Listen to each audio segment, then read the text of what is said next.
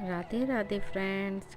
ओम गम गणपते नमः। ओम नमो भगवते वासुदेवाय। श्री कृष्ण चालीसा। भगवान कृष्ण को भगवान विष्णु का 8वां अवतार माना जाता है, जो हिंदू त्रिमूर्ति में संरक्षक हैं। वह अपनी दिव्य शक्तियों, ज्ञान और आकर्षण के लिए जाने जाते हैं। वह प्रेम, करुणा और धार्मिकता के अवतार के रूप में पूजनीय हैं। श्री कृष्ण चालीसा का पाठ भक्तों द्वारा भगवान कृष्ण का आशीर्वाद और कृपा पाने के लिए किया जाता है। कृष्ण चालीसा भगवान कृष्ण को नमस्कार के साथ शुरू होती है। उनकी प्रशंसा ब्रह्मांड के भगवान, परम वास्तविकता और सभी ज्ञान और आनंद के स्रोत के रूप में भी की जाती है। भगवान कृष्ण के जीवन के विभिन्न पहलुओं का वर्णन किया गया है, जैसे उनका जन्म, बचपन, किशोरावस्था और वयस्कता। भजन उनके गुणों की भी प्रशंसा करता है, जैसे कि सत्य के प्रति उनकी भक्ति, सभी जीवित प्राणियों के लिए उनकी करुणा और उनके भक्तों के लिए उनका प्रेम। श्री कृष्ण चालीसा में भगवान कृष्ण की कुछ सबसे महत्वपूर्ण उपलब्धियों का भी वर्णन है, जैसे कि भगवान इंद्र के प्रकोप से अपने लोगों की रक्षा के लिए गोवर्धन पर्वत को उठाना, राक्षस कंस की हत्या और युद्ध के मैदान में अर्जुन को भगवत गीता का उपदेश, कुरुक्षेत्र का। श्री कृष्ण चालीसा मुक्ति और आध्यात्मिक ज्ञान के मार्ग के रूप में भगवान कृष्ण की भक्ति के महत्व पर भी जोर देती है। यह भक्तों को उनके नाम का जाप करने और विश्वास और भक्ति के साथ उनका आशीर्वाद लेने के लिए प्रोत्साहित करता है। श्री कृष्ण चालीसा। श्री कृष्ण चालीसा पढ़ने से क्या लाभ? कृष्ण चालीसा पढ़ने से आपके मन को शांति मिलती है और आत्मविश्वास में वृद्धि होती है। कृष्ण भगवान का चालीसा पढ़ने से आपके रुके हुए सारे काम आसानी से पूर्ण होने लगते हैं। कहा जाता है कि जो भी व्यक्ति कृष्ण भगवान का चालीसा रोजाना सच्चे मन से पाठ करता है, उसके मन से नकारात्मक शक्ति का विनाश हो जाता है। रोजाना कृष्ण चालीसा का पाठ करने से आपको मृत्यु के बाद मोक्ष प्राप्ति होती है।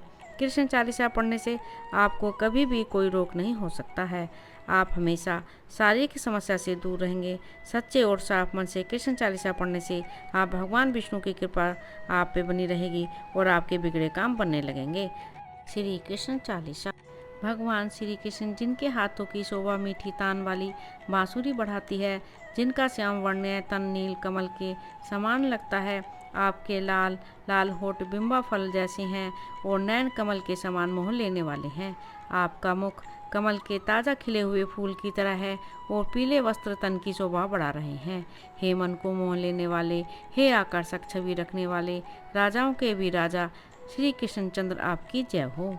हे यदुवंशी नंदन, समस्त जगत के लिए वंदनीय वासुदेव वैदेव की पुत्र श्री कृष्ण आपकी जय हो। हे यशोदा पुत्र नंद के दुलारे आपकी जय हो। अपने भक्तों की आंख के तारे प्रभु श्री कृष्ण आपकी जय हो। हे शेषनाग पर नृत्य करने वाले नटनागर आपकी जय हो, आपकी जय हो। गऊओं को चराने वाले किशन कन्हैया, हे प्रभु आप एक बार फिर से कष्ट रूपी पहाड़ को अपनी उंगली के नाखून पे उठाकर दीन दुखियों का उद्धार करो। हे प्रभु अपने होठों से लगी इस बांसुरी की मधुर तान सुनाओ, मेरी मनोकामनाएं पूर्ण कर मुझ पर कृपा बरसाओ। हे प्रभु, हे भगवान में श्री कृष्ण दोबारा आकर फिर से मक्खन का स्वाद चखो। हे प्रभु अपने भक्तों की लाज आपको रखनी होगी। हे श्री कृष्ण आपके बाल रूप में गोल मटोल लाल लाल गाल, उस पर आपकी मृदु मुस्कान मन को मोह लेती है।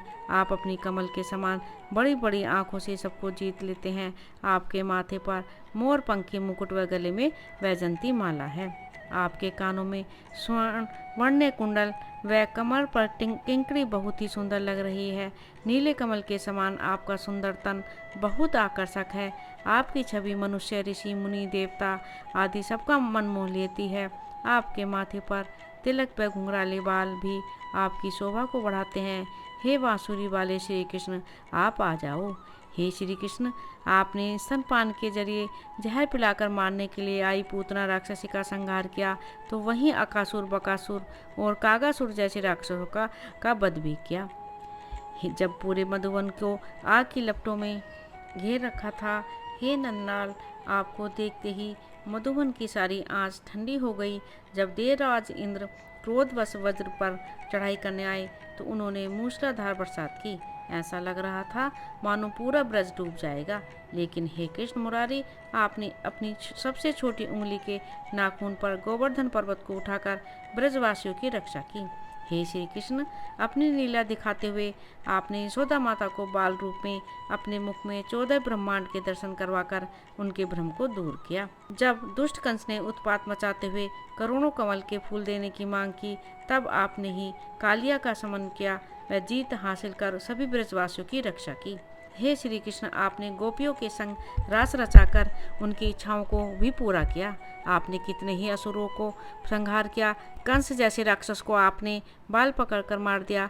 कंस द्वारा जेल में बंद अपने माता पिता को कैद से मुक्त करवाया। आपने ही उग्रसेन को उसके राज्य का सिंहासन दिलाया।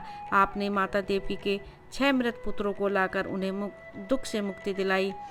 आपने भौमासुर मूर दैत्यों का संहार करके 16,100 राजकुमारियों को उनके चंगुल से छुड़ाया। आपने ही घास के तिनकों को चीरकर भीम को जरासंध के मारने का इशारा किया। हे श्री कृष्ण, आपने ही बकासुर आदि का वध करके अपने भक्तों को कष्टों से मुक्ति दिलाई है। हे द्वारिकाधीश श्री कृष्ण, आपने ही अपनी सखा विप्र श्री सुदामा के दुखों को दूर किया। कच्चे चावलों की उनकी भेंट को आपने सहर्ष स्वीकार किया। मैं बड़े चाव से उन्हें खाया।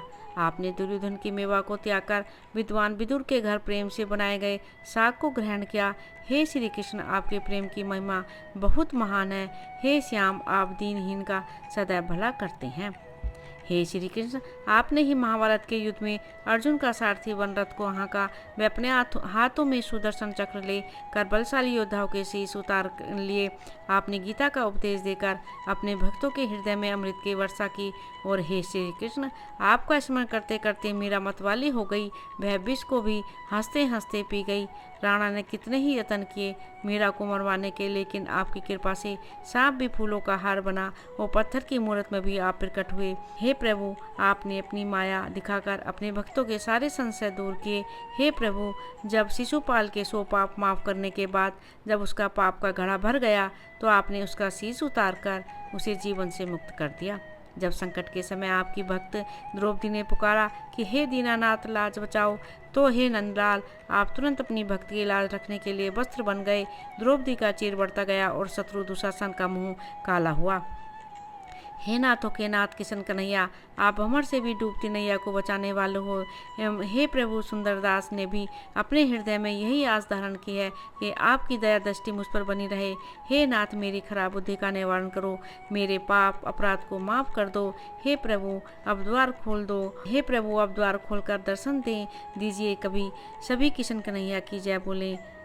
और जो कोई भी इस कृष्ण चालीसा का पाठ अपने हृदय में भगवान श्री कृष्ण को धारण करके करेगा, उसे 8 सिद्धियों, 9 निधियों व 4 पदार्थ, आयु, विद्या, यश और बल अथवा अर्थ, धर्म, काम और मोक्ष की प्राप्ति होगी। बोलो जय श्री कृष्णा।